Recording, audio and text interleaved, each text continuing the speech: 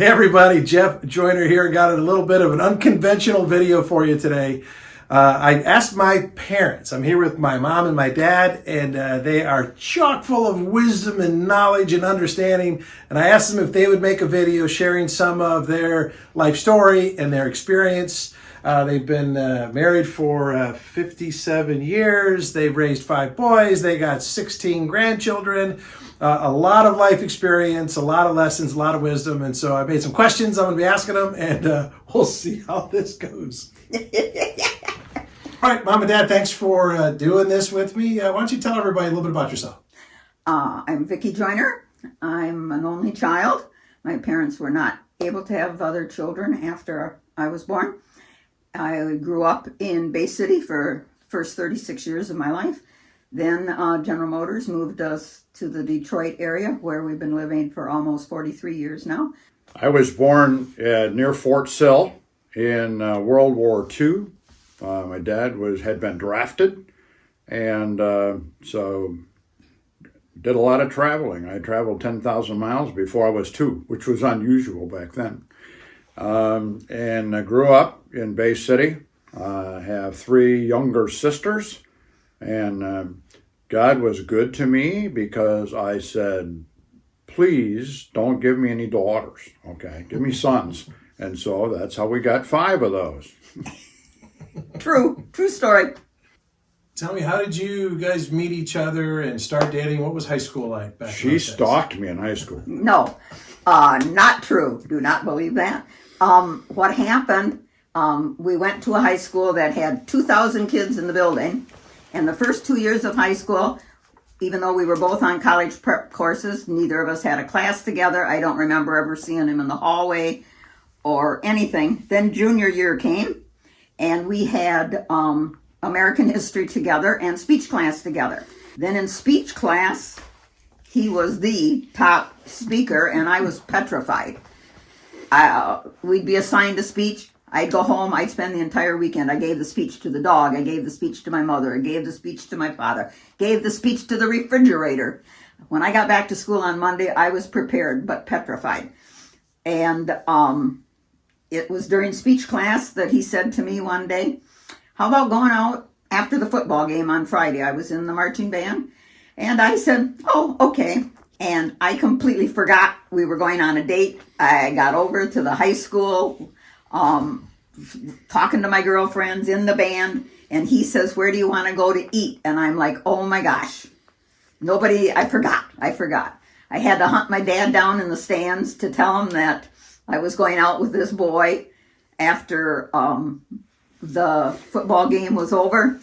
He went home, walked my girlfriends home as always, and he went home and said to my mother, Vicki went out with some tall blonde guy. And my mother hit the roof. And she says, who do you mean? Who is it? What's going on? And my dad says, well, I don't know. He was wearing a jacket from the school, so he must go to school with her. And she said to tell you to stay up because she doesn't have a key to the house. And my mother's reply was, stay up. Of course, I will be staying up. And she certainly was, sitting in the chair waiting for me to get home. So you guys went to T.L. Handy High School in Bay City, Michigan, but what was it like growing up back in your day? Well, our family, was struggling financially. Dad had been in the Philippines in World War II and contracted malaria. He had 2 bouts of malaria, and as it turns out, nobody knew it at the time, but that made him predisposed for MS. And so he had MS, and because he was he needed to do work with his hands, he was a journeyman plumber, and he worked in the union shop. And once he wasn't able to perform like all the rest of the union guys there, the guy had to let him go. And he was sorry about that, and he tried to help him. But there was a result of that. He tried to go into business on his own as a plumber. Didn't ever have enough work consistently to get reliable people to work with him, and he was physically unable. And so it was financially, it was a real struggle. And Mom went back to work doing business like stuff at Nucor there in Bay City. I tried to work with my dad summers and whatnot. And I know that we spent a lot of time eating food that came from, surplus. And it was, it was a challenge. I remember Christmas, usually we got one gift. I remember one year I got a hockey stick. And it's, I think I've learned that if you don't have much, you appreciate it more.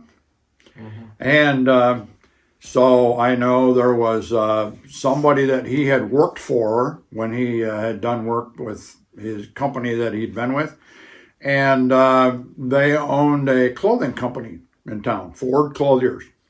And so I got some suits from Ford Clothiers. I'm sure that they spent some time on a mannequin before that, but that's what I had. But clothing was hand me down or find a way.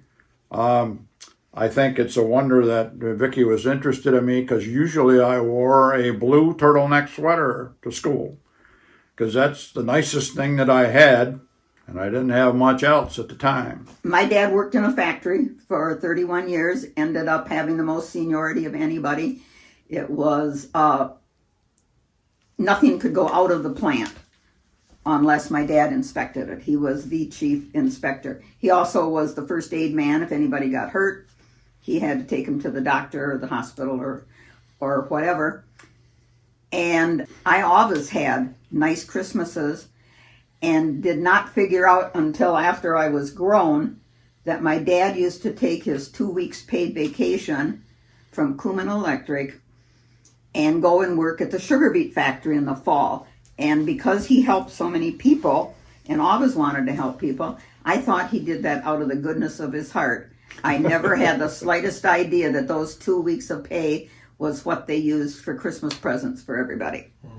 One of the things that affected me in school, I guess, that transferred over to when we had a family, and that is that for one reason or another, I played football for 2 years, and we were undefeated, and I wrestled for 2 years, and I don't believe that they ever were able to make it to a game. And so when it came time for Jeff and his brothers, I don't think that they ever had a game or an event that one of us weren't there. We figured that it was about 1,500 sporting events that we attended in high school. A lot of sitting on benches. You guys have both had interesting and rewarding careers. Tell me a little bit about, how that got started. You went to General Motors Institute. Mom went to nursing school, but then tell us, about your jobs and your careers. Well, I just, I mentioned about, God is good. So there's no way that I could have gone to college without making it at GMI. And so they started out at the plant there in Bay City. They had over 50 or 60 applications. They just pitched some of those out. I think then we had about 40 people, and they did an aptitude test. And then they narrowed that down to like 12 and did the interviews and wound up taking 4. And this is all for engineering. That's all. This was that's what we had was engineering. That was it.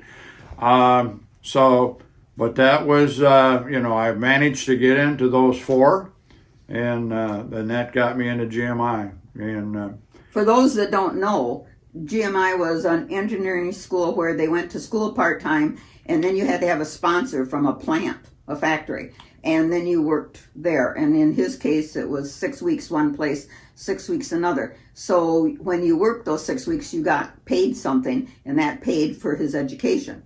And that's why that's the only place he could have really afforded to go. And he used to have about $20 a week left over. Daytime. But But then you graduated with not just an engineering degree, but what, 4 years of seniority at General Motors? Five years. It's not a bad way to start a career. Yeah, he was eligible for 2 weeks paid vacation when he graduated. And then, because coming out of school with back at Bay City Chevrolet in your hometown, and where from there? Well, I was there for 18. quite a while, 17 years. So you were one of the white collar necktie job guys. I there was. at a factory full of blue collar factory guys. I was. I got into management, foreman, and then general foreman. I was. I think when I was 25, I had 100 guys working for me in a couple of departments, and so it was interesting. And I had other opportunities while I was there, working with robots, which was unheard of at that point in time, and they were huge, by the way. And things like that. I was involved with the computer systems then for Chevrolet when they decided they wanted to do it for all the plants. Well, we were kind of the plant that was out ahead of other people, and I was the plant coordinator for that. And so it was interesting. And Mom went to nursing school and has had a fascinating career. Tell us about that. Yes. So I worked in Bay City until we had a family, and then I worked a little bit of part-time, and mostly I did a lot of work in the nursery and maternity ward, which at my age in my early 20s was wonderful. I decided after I had 5 boys in 5.5 years that probably I wasn't going to be able to find a babysitter because they would be as crazy as I was. And I wouldn't make any money. So I quit and I stayed out of nursing for 13 years. After we got transferred down to Detroit, I took a very interesting job. The boys went to a private school, and they needed 2 things. They needed a nurse and a cook. So I was the school nurse, and I cooked for 400 kids for lunch, me and Mrs. Bryle, for 7.5 years. Then when people started going to college, I needed a little more money than Christian schools actually paid. And so I went back to nursing at a psych facility and worked part-time midnights, and enjoyed that for a while. So I retired from nursing and haven't been back at it, but because my parents went without so much to pay for me to go to nursing school, I kept renewing my license every 2 years until I was 70 years old and decided, who wants a 70-year-old nurse anyway? And so I just decided. You didn't know COVID was coming. No, I didn't know COVID was coming. Yeah, they had to take you now. They would have taken me, I'm sure. And so then I decided I would just be a mom and a grandma. And so that was my career. But probably the time working at the school was a lot of hard work. But it was a joy to get to know all the kids' teachers, to see them every day. When I wanted to go to a basketball game at 4 o'clock, all I had to do was walk about 15 steps from the kitchen door, and I was there on the bleachers. So you guys have been married 57 glorious years. Which, we joke about it, but it's a long time to be married in today's world. Mm-hmm. So do you have any advice for people on what would you say makes for a happy marriage? Stick-to-itiveness. My word. You need to start off knowing that no matter what happens, the 2 of you are going to work it out together and stay together. If you go into a marriage thinking that if it doesn't work out, you can leave, that's the easiest road to go. But you just have to stick to it. So you raised 5 boys, learned a lot of lessons doing that. What advice would you have for parents and parents to be about? I'll speak for my brothers and say that you guys were extraordinary parents and we were very blessed. But what advice would you pass to the next generation of parents? Well, one thing for sure is when you decide there's going to be a punishment for something, always do it. My dad was really a stickler for that. He only had a few rules, but if you broke them, What he said was going to happen, happened. There was no doubt in my mind that that was going to happen. So consequently, you need to realize that every child you have will be different. Do not plan to lump them all together and have the same punishment for things or do the same things, because they are all individuals and they need to be treated as individuals. At the small church we went to in Bay City, people wanted to group the boys together and say, well, the Joiner boys. And I said, no, that's Scott, Darren, Jeff, Philip, and Randy. That they're individual people. The challenge that I seemed to see when we had 5 boys, and oh, by the way, we had 5 before the oldest one was 6.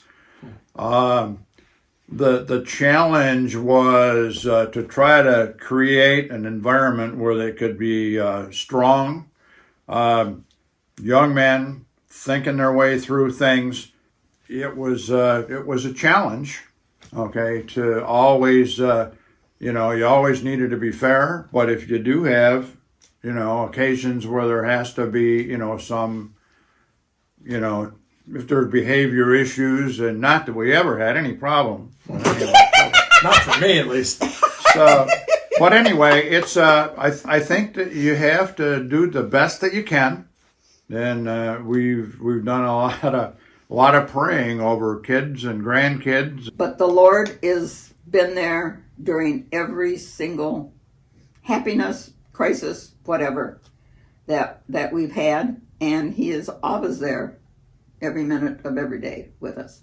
One of the things I've always admired about you guys is that you've kept lifelong friendship with friends from high school and college, and what would you say would be, the key, some of the advice you give about keeping and maintaining long-term friendships, which I think is important to a lot of people? Well, one of the things is don't wait for your friends to contact you. You be the one that reaches out. It doesn't hurt. Yes, so you didn't call you last month, then you call them. All right, speaking of your friends, here's one of my questions. What's something about you that your friends would be surprised to find out? I'll tell you something about someone who hasn't known me for a long time, and that is my son, Jeff. Oh, boy. My son, Jeff, got a job at the ballpark, and he was, working as an umpire. I think at the time there was an issue about driver's licenses or something, and I used to have to, early in the morning I went to work, okay, but at midnight I was over picking up Jeff at the ballpark and swapping stories with the head umpire because I had been a ball player for a long time and had been a coach for a long time. And so we got to talking about, situations and whatnot. And he said, you ought to be working here. And so I said, well, see about next year. So I started out the next year doing that. And for the next 30 years, I was doing ball games, slow pitch softball, and did 7,000 softball games.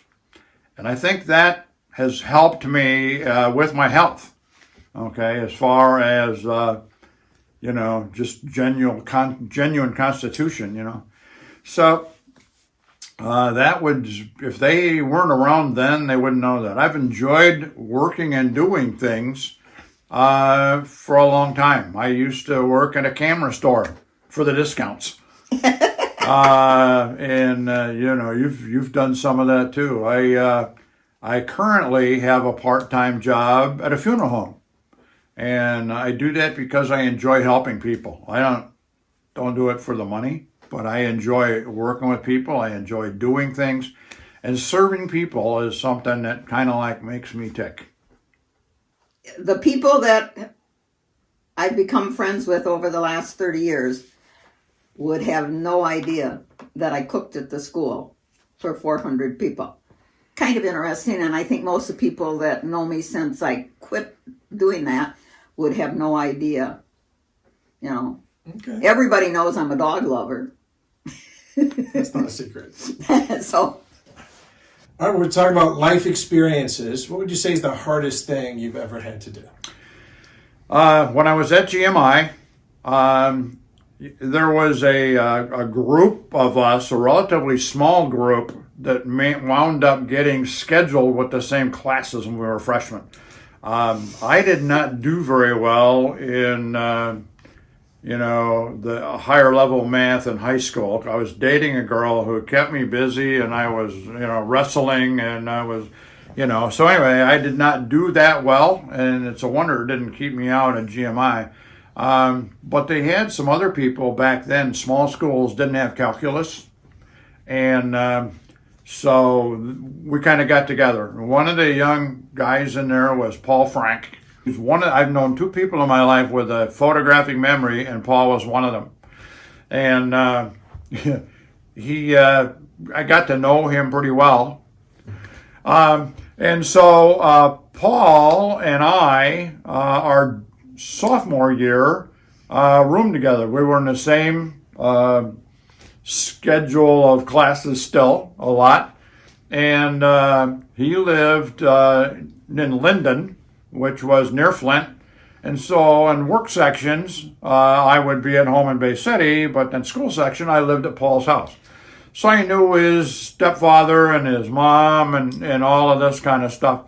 While we were still in school, he was driving. They lived on a lake and a lot of gravel roads. And somebody went flying through a stop sign and hit his car so hard that it happened right in front of his best buddy's house. And his mom came out, didn't even know it was Paul. He was crunched that badly. And he died right after the scene. I think he got to the hospital, but never recovered. And so we had gone up there to spend time at the funeral home in Flint with his parents. And so that's the hardest thing that I ever did. And his name was Paul, and that's why Jeffrey's middle name is Paul. Paul.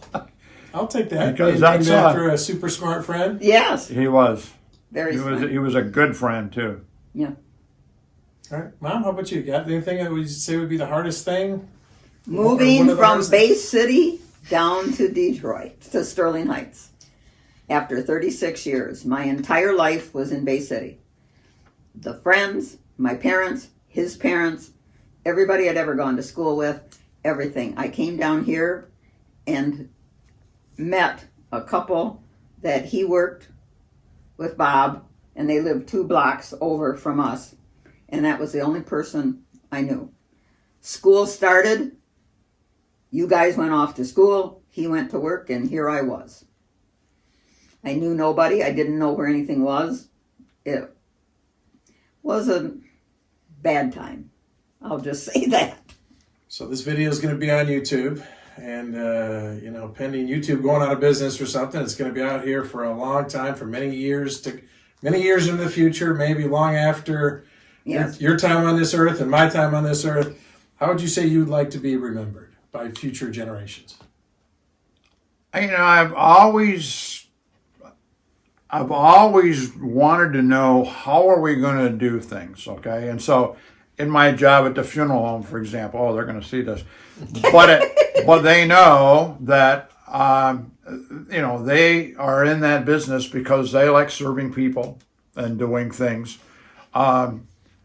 I am looking for Solutions. making solutions, what are we going to do, okay? And so I think through, if this doesn't work, do we have another plan, okay? And so it's been a kind of a nice symbiotic relationship in that they know and do things that I don't do and I can't do, okay? But I kind of like keep us to the point where we have options to do things as we go.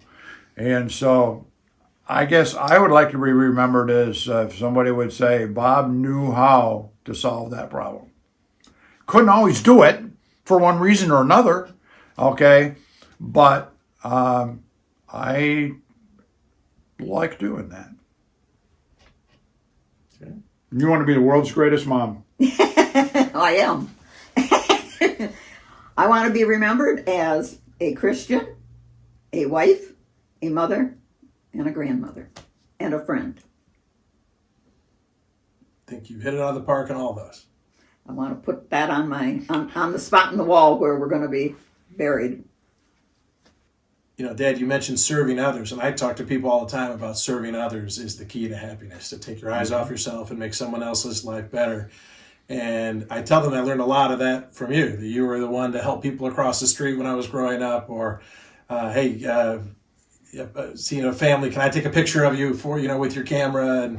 And you guys have both had, a lifetime record of putting other people first. Maybe talk about that for a second, about why that's important. Well, I think some of that I got from my dad for a lot of reasons. One is that he, was in a wheelchair. He used cane for a long time. Then he was in a wheelchair and not able to do things. I see people in a wheelchair and somebody that doesn't know what they're doing is pushing them the wrong way, and I'm about ready to dump them on the pavement. And I said, when I give you a hand with that, because I have experience, and turn it around and, back them up the hill. It's I guess it's not real common, because we get in the store and, one day I was at a grocery store and this short person was trying to reach up and get something. I said, can I get that for you? And she said, oh, thank you so much. You don't know what it's like being short. And I said, well, you've never banged your head in a basement, have you? So I think that, it's kind of uncommon today. You see somebody and their hands are full, and I say, can I help you with that? And they look at you like, I'm not sure if I want you to do that or not. Why not help somebody when you can? I don't Amen. understand why you wouldn't help somebody. All right. Well, thanks for your time. I can't wait to edit this video and get it out on YouTube. Dad, from watching me and Logan make Coaster Kids videos that we have to have an outro, like a wrap-up. So why don't you send everybody out and say goodbye to everybody and thank them for watching. Go. Thank you. This has been a piece of our lives, and it was interesting to look back and kind of identify some of the things that Jeff suggested that we talk about. So thank you for watching this, and God be with you. Perfect.